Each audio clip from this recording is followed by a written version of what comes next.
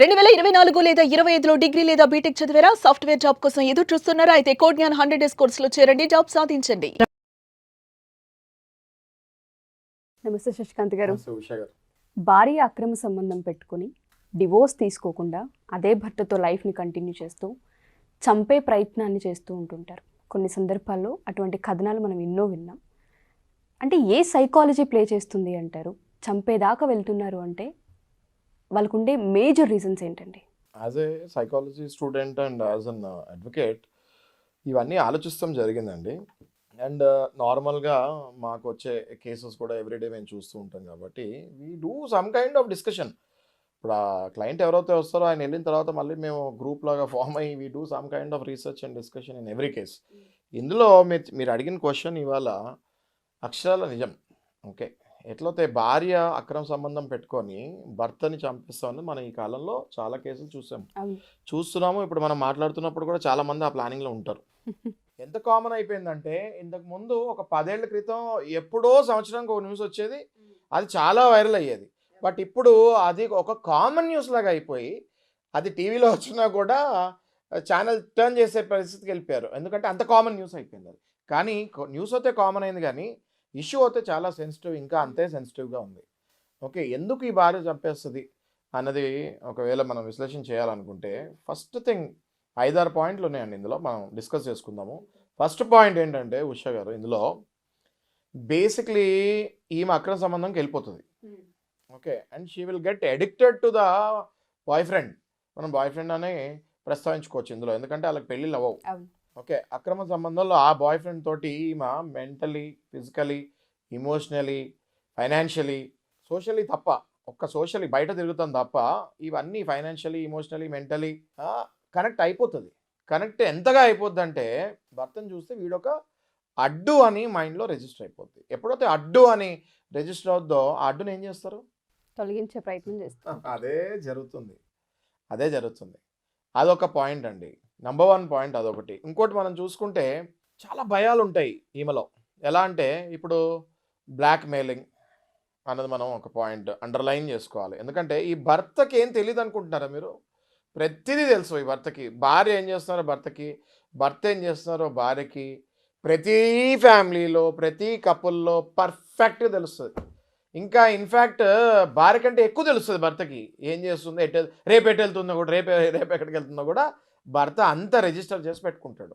అంత హోంవర్క్ చేసుకుంటూ ఉంటాడు ప్రతిరోజు. మా దగ్గరికి వస్తారు కదా క్లయింట్స్, నేను చూస్తున్నా కదా.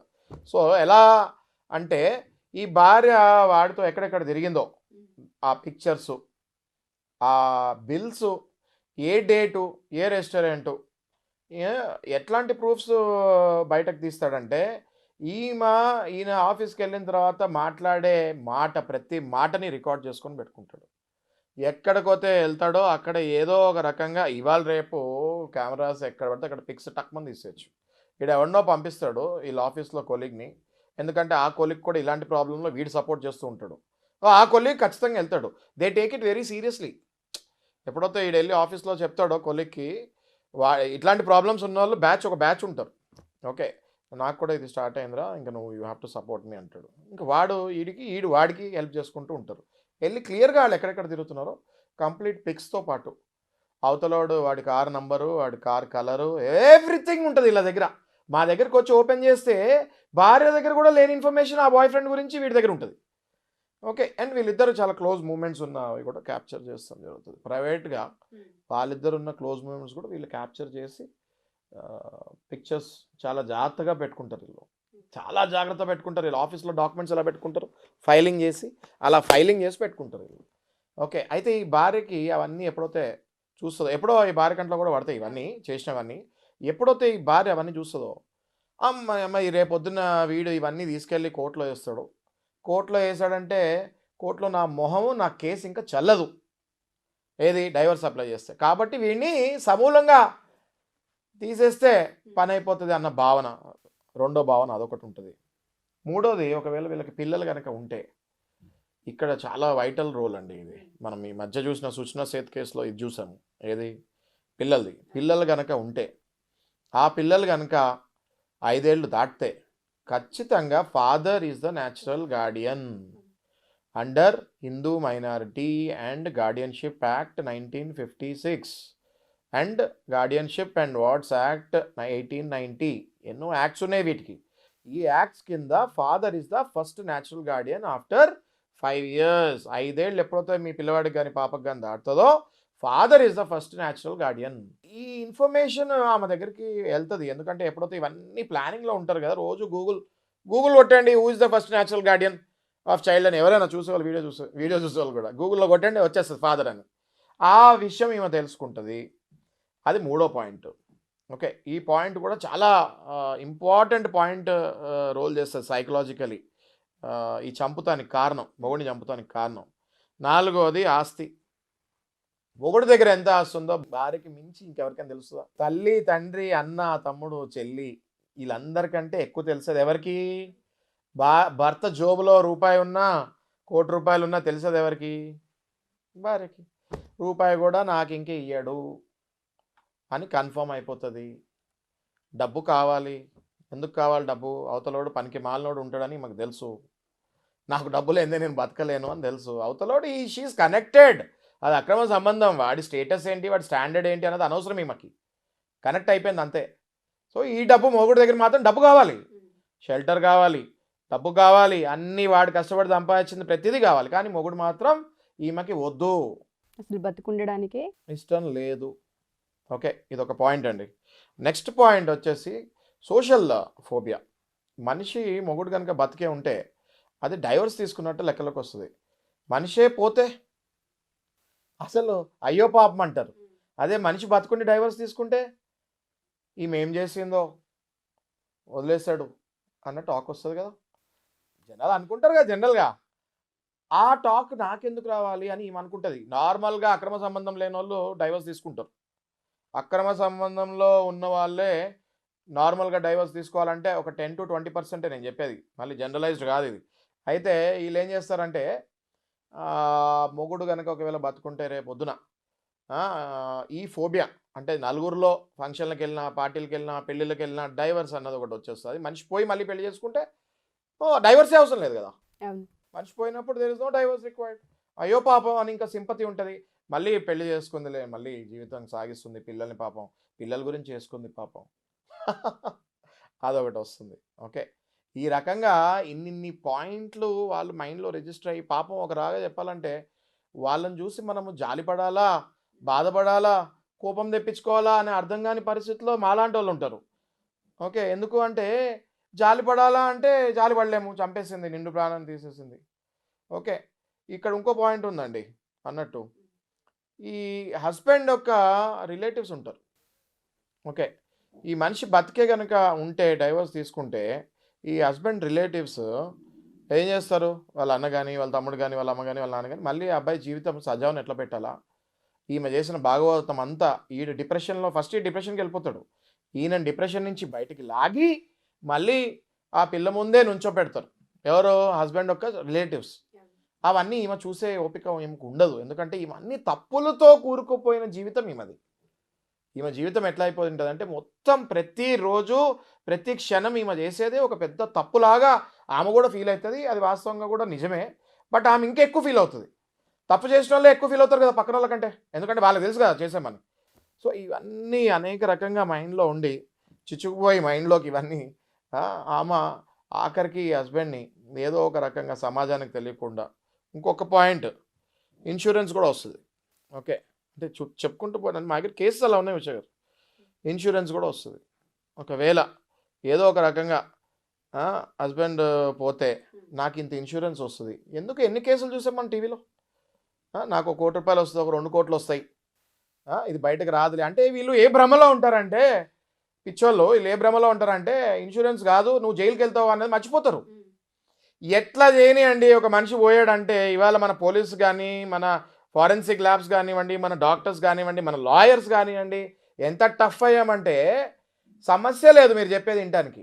కానీ వీళ్ళు ఏ భ్రమలో ఉంటారు? అసలు ఇవన్నీ ఎవరు పట్టుకోరో నేను చాలా నాగ్గా చేస్తాను. మొన్న సుచనా చేతి ఏం చేసింది? పొద్దున్నే లేచి ఏమంది? పాప ఎలా పోయిందో అది తెలియదండి. వీళ్ళు కూడా అలాగే ఏదో భ్రమలో ఉండి సైకలాజికల్ డిప్రెషన్కి వెళ్ళిపోయి ఇలాంటి పిచ్చి పనులు చేస్తారు. ఇంత వస్తుంది ఇన్సూరెన్స్, 2 కోట్లు వస్తాయి, ఆస్తో 2 కోట్లు, చేసిన చేసిన అప్పులు పోతాయి, ఈడ ఆల్రెడీ ఏదో అప్పులు చేస్తుంటాడు పాపం, ఆ అప్పులు ఇంకా కట్టక్కర్లేదు, పిచ్చోళ్ళు వీళ్ళు. వీళ్ళు ఫస్ట్ లీగల్ ఎయిర్ అవుతారు, భర్త పోతే భార్య అప్పులు తీర్చాలి, ఇది తెలియదు, ఇవి తెలుసుకోరు. భర్త పోతే భార్య అప్పులు తీర్చాలి, భర్త చనిపోయే ముందు ఎవరికైనా చెక్ ఇస్తే ఆ చెక్ ఏదైనా బౌన్స్ అయితే భార్య తీర్చాలి భర్త పోయిన తర్వాత. ఇవన్నీ తెలియక పిచ్చి పనులు చేస్తారు వీళ్ళు. ఇవన్నీ తెలుసుకోండి అంటున్నాను నేను. ఇట్లాంటి ఆలోచనలు ఎవరైనా మైండ్లో ఉంటే మీరు బాగుపడతారు అనుకుంటే అది రాంగ్. మీ భర్తని ఎలా బాగు చేయాలో ఆలోచించండి. ఇంకోటి అండి, ఇప్పుడు జనరల్గా వేరే వాళ్ళు ఇంకా ఆలోచించేది, ఇంకా డెప్త్కి వెళ్తే ఆలోచించేది ఏంటి అంటే, ఎప్పుడైతే ఒకవేళ చంపకుండా వదిలేస్తే ఆ పిల్లలు ఎలాగో 18 ఇయర్స్ దాటిన తర్వాత మైనారిటీ కూడా పోతుంది, 5 ఇయర్స్ దాటిన తర్వాత ఫాదర్ దగ్గరికి ఆటోమేటిక్గా ఫాదర్ పిల్లల మీద ప్రేమ ఉన్న వాళ్ళు ఎవరు వదలరండి. ఇట్లాంటి అక్రమ సంబంధాలు పెట్టుకుని వెళ్ళిన వాళ్ళకి కోర్టు కూడా ఏమీ సపోర్ట్ చేయదు, మెయింటెనెన్స్లు కూడా ఒక పట్టాన ఇవ్వరు. ఓకే, పిల్లల్ని అయితే ఇంకా దూరం. ఎప్పుడైతే అక్రమ సంబంధం పెట్టుకొని భర్తని వదిలేస్తుందో పిల్లల్ని ఆమె దగ్గర ఎలా పెడతారండి? ఇప్పుడు వచ్చేవాడు, ఇప్పుడు అమ్మాయిలు ఉన్నారనుకోండి, ఆమెకి వచ్చేవాడు ఎలా ఉంటాడు? మరి అక్రమ సంబంధం పెట్టుకొని వెళ్ళినవాడు ఆడపిల్లల్ని పెట్టుకొని వాడి దగ్గర వదిలేస్తారా భర్త? లేకపోతే భర్త వైపు చుట్టాలు వదులుతారా? 1% కూడా వదలరు. సుప్రీంకోర్టు వరకనే వెళ్తారు కానీ వాళ్ళ పిల్లల్ని మాత్రం వదులుకోరాలు. ఓకే, సో ఇవన్నీ కూడా వీళ్ళు మనలాంటి వీడియోస్ చూసి తెలుసుకుంటారు, లాయర్స్ వీడియోస్, అడ్వకేట్స్ వీడియోస్ ఇవన్నీ చూసి ఈ నాలెడ్జ్ పెంచుకుంటారు. పెంచుకొని ఆహా రేపొద్దున నా పిల్లలకు కూడా కోర్టులోనే డైరెక్ట్గా వీడేస్తాడు కదా, ఇందాక మనం మాట్లాడుకున్నాం కదా వీడియోలు ఫోటోలు ఉంటాయని, అవన్నీ వీడియోలు ఫోటోలు పెట్టి కోర్టులో వేస్తాడు కదా, ఆ పిక్చర్ అంతా కూడా పిల్లలకి పెద్ద అవుతూ ఉంటే వాళ్ళకి వచ్చిన తర్వాత ఓకే మా అమ్మ ఇట్లా అక్రమ సంబంధం పెట్టుకొని వెళ్ళిపోయింది క్లారిటీ ఉంటుంది కదా క్లియర్గా. ఆ క్లారిటీ వచ్చిందంటే తల్లి మొహం ఇంకా జీవితంలో పిల్లలు చూడరు అన్న భయం ఏమకు ఉంటుంది. సో దానివల్ల కూడా ఇలా రాంగ్ ఆలోచించే ప్రయత్నం చేస్తారు. షో గారు, మీరు ఇదంతా మనము ప్యాటర్న్ అబ్జర్వ్ చేస్తూ ఉంటే ఇందులో ఈమె ఏం చేస్తుంది అంటే బేసిక్గా ఈ భర్తని, ఈ బాయ్ ఫ్రెండ్ అండ్ భార్య ఇద్దరు కలిసి, నేను లైవ్ కేసెస్ చాలా చూస్తున్నాను ఇంకా. ఓకే, వీళ్ళిద్దరు కలిసి అక్రమ సంబంధం పెట్టుకున్నవాడు ఈ భార్య ఇద్దరు కలిసి ఎంత చిత్రహింస పెడతారంటే ఈ హస్బెండ్ని ఒక సైకలాజికల్గా ఉద్యోగము బిజినెస్ ఇవన్నీ పోగొట్టేసి, ఓకే, ఒక చీకటి రూమ్లో పడేసి వాడిని బయటకు రానికుండా వాడికి సొసైటీకి కట్ చేసేసి వాడిని వాళ్ళ ఫ్యామిలీ మెంబర్స్ని మొత్తం కట్ చేసేసి ఫ్రెండ్స్ ఏ ఫ్రెండ్ తోటి టచ్ పెట్టుకోకుండా ఫోన్ మొత్తం ఈమె కంట్రోల్లోకి తీసేసుకొని, ఓకే, ఫోన్లో మాట్లాడితే ఏం మాట్లాడాలి, ఎవరితో ఏం మాట్లాడాలి, ప్రతిదీ హ్యాండ్ ఓవర్ వీళ్ళు చేసుకొని వన్ ఫైన్ డే వాడు సూసైడ్ చేసుకునే థాట్స్ టెండెన్సీస్ వచ్చినప్పుడు డాక్టర్కి కూడా చూపించకుండా వాడిని ఇంట్లోనే సూసైడ్ చేసుకునేటట్టు చేసి, సూసైడ్ చేసుకుంటున్నాడు లోపటని తెలిసి కూడా వీళ్ళు తాళం వేసి బయటకు వెళ్ళిపోయి వాడు సూసైడ్ చేసుకున్న తర్వాత వీళ్ళు లోపలికి వస్తారు. ఈ కేసెస్ నేను నా కళ్ళారా చూశానండి. వీళ్ళది ఏంటి అంటే వాడిని వదిలేసినా హ్యాపీగా బతికేవాడు, వదిలితే నా కళ్ళ ముందే వీడు మళ్ళీ బాగుపడతాడు, ఆ ఫ్యామిలీ మళ్ళీ బాగుపడుతుంది. ఏ ఫ్యామిలీ? భర్త వైపు ఫ్యామిలీ మళ్ళీ బాగుపడుతుంది.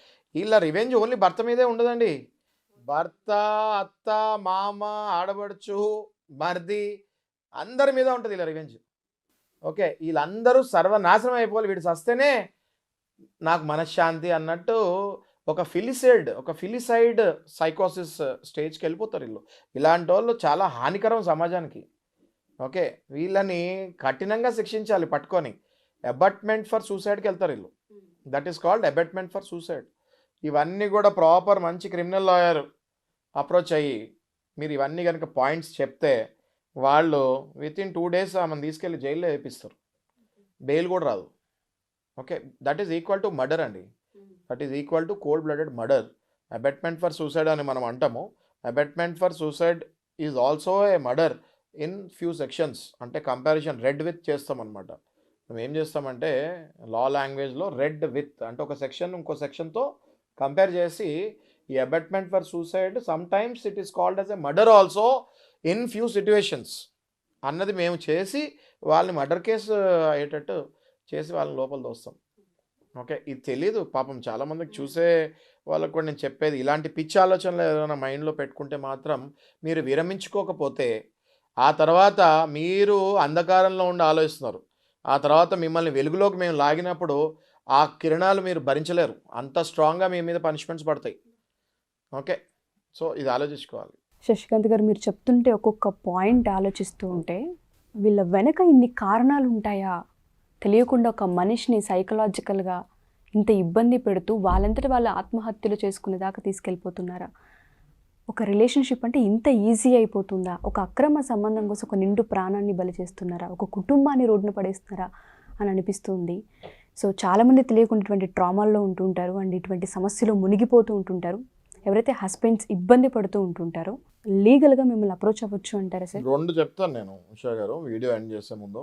ఒకటి, హస్బెండ్స్ ఎవరైతే ఇబ్బంది పడుతున్నారో వాళ్ళ రిలేటివ్స్, వాళ్ళ బ్రదర్ కానివ్వండి, వాళ్ళ మదర్ కానివ్వండి, వాళ్ళ ఫాదర్ కానీ సిస్టర్ కానివ్వండి, మీరు ధైర్యం చేసి మీ బ్రదర్ని కాపాడుకోవాలన్నా, మీ కొడుకుని కాపాడుకోవాలన్నా ఇలాంటి వాళ్ళ దగ్గర నుంచి మమ్మల్ని అప్రోచ్ అవ్వండి. వీ విల్ టేక్ ఏ సరైన లీగల్ యాక్షన్ తీసుకుంటాం. షూర్ అండి. సెకండ్ థింగ్, ఎవరైతే భార్యలో ఈ హతమార్చాలి అనుకొని ఇంకా ఆయన బతికే ఉన్నాడో వాళ్ళకి నేను హెచ్చరిస్తున్నానండి.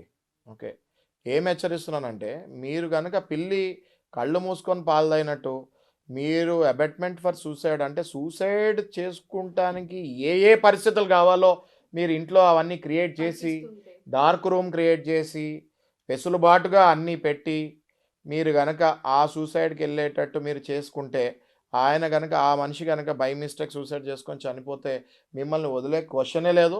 ఎందుకంటే ఏ మనిషి ప్రాణాలు వాళ్ళ ఫ్యామిలీ వాళ్ళు పోగొట్టుకోవాలనుకోరండి. మీరు భార్యలాగా కాకుండా మీరు ఒక రాక్షసులాగా తయారైనప్పుడు అవతల వాళ్ళ ఫ్యామిలీ మిమ్మల్ని వదులుతుంది అనుకుంటే మీరు అది చాలా తప్పది. ఎవ్వరు వదలరు మిమ్మల్ని.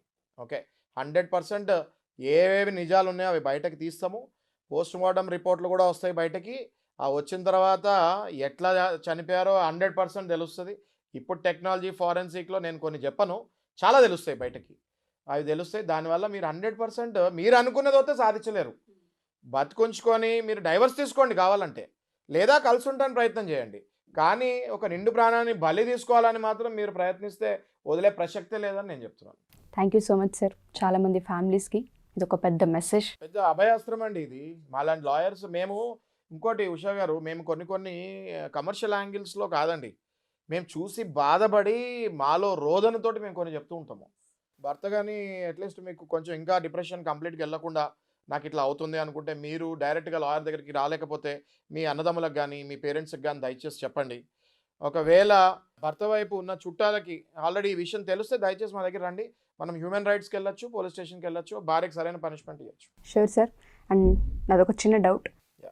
అక్రమ సంబంధం పెట్టుకోకుండా చాలామంది వైఫ్స్ చంపే ప్రయత్నాలు కూడా చేస్తూ ఉంటారు. మరి దానికి కారణాలు ఏంటి అంటారు సార్? ఈ అక్రమ సంబంధాలు పెట్టుకోకుండా మీరు చాలా మంచి క్వశ్చన్ అడిగారండి. ఇది నార్సిస్టిక్, సాడిస్టిక్ అబ్సెషన్ ఉన్న ఫీమేల్స్ ఏం చేస్తారంటే, నా భర్త ఇంకా ఇంకొకసారి ఇంకొకరితో నాకు కనిపించకూడదు.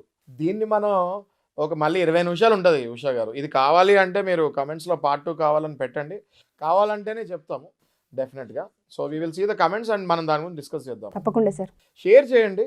నేను అందరికీ చూసే వాళ్ళకి చెప్పేది ఏంటంటే, మీకు ఇది కరెక్ట్ అని మీరు ఫీల్ అవుతూ ఉంటే మాత్రం ఇలాంటి వీడియోస్ ఎంత షేర్ అవుతే మా సమాజంలో అంత అవేర్నెస్ పెరుగుతుంది. సమాజంలో ఎంత అవేర్నెస్ పెరిగితే మా లాంటి లాయర్స్ అంతా యాక్టివ్ అవుతాం. థ్యాంక్ యూ శశికాంత్ గారు. Thank you so much. Suman టీవీలో మీ పర్సనల్ అండ్ బిజినెస్ ప్రమోషన్స్ కోసం కింది నెంబర్కి కాంటాక్ట్ చేయండి.